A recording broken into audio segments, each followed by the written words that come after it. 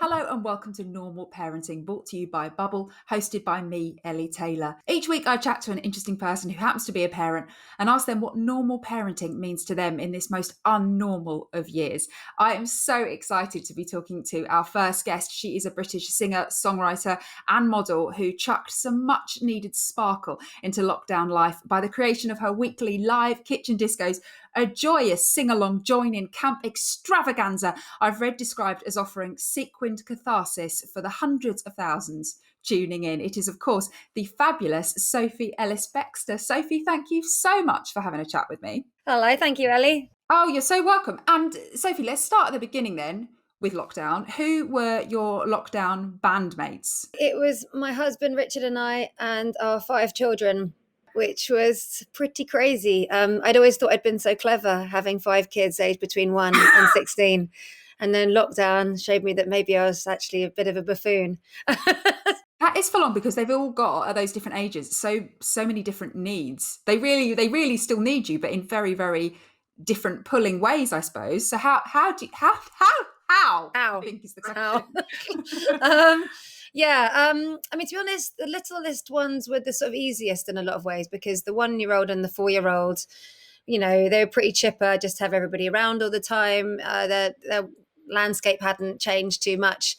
I think it was my 8-year-old and my 11-year-old that were the most sort of affected by not seeing their friends and that kind of thing, particularly my 8-year-old, actually. I think because he's the one in the middle of the family, he found it really tricky to not be somewhere where he was just himself. He was always either, you know, the youngest of the top 3 or the eldest of the bottom 3, and he missed that. But, you know, we got through it. My teenager actually quite liked it. He's quite introverted anyway, and he's very happy to have extra time in his room, so he quite liked it, I think. Did you feel like you learnt anything about your parenting style, either you or perhaps from your husband? Did you sort of see a different side to him?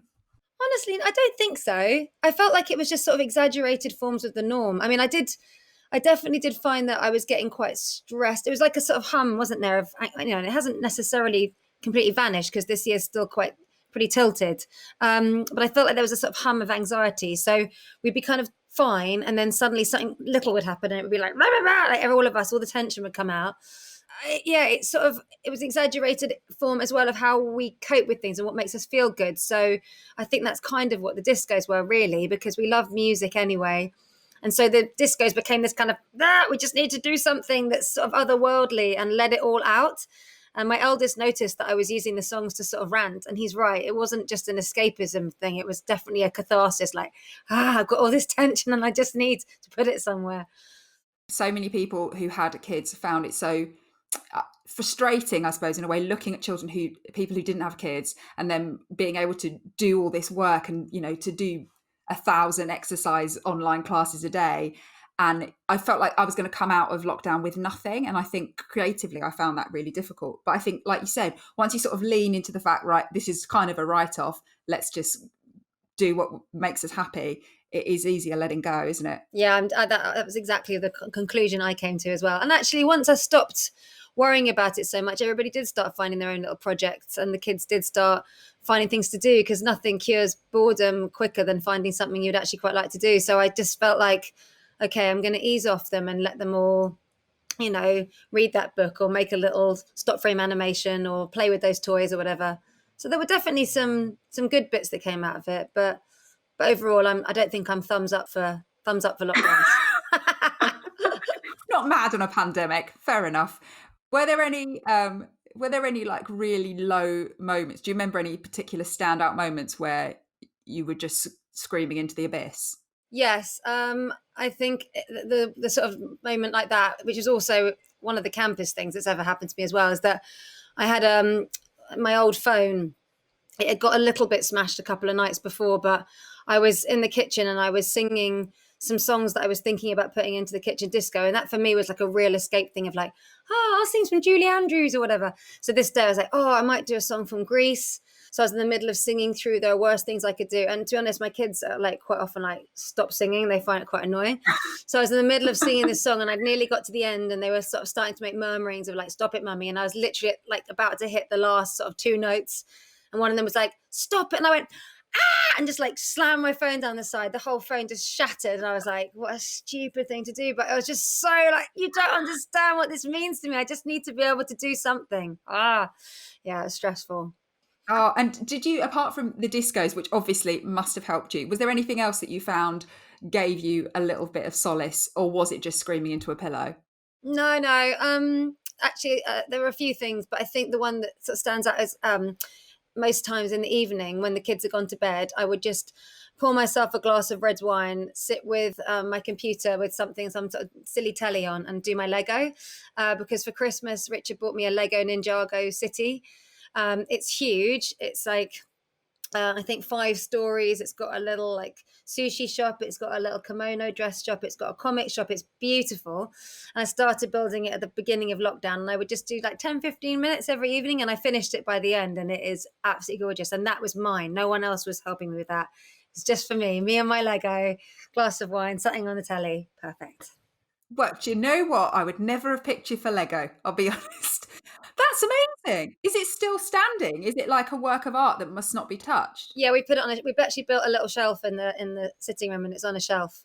And it's lovely. It's a really lovely thing. And I'd asked Richard for Christmas like 2 years running for that set, and I think he thought I was joking. But when I got it, I was like, okay, now I can get to work. I love Lego. I think it's awesome.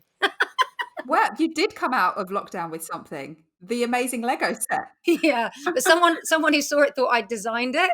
They were like, "That's amazing that you created that." I'm like, "You do just follow the instructions, and it will turn out the same for everyone."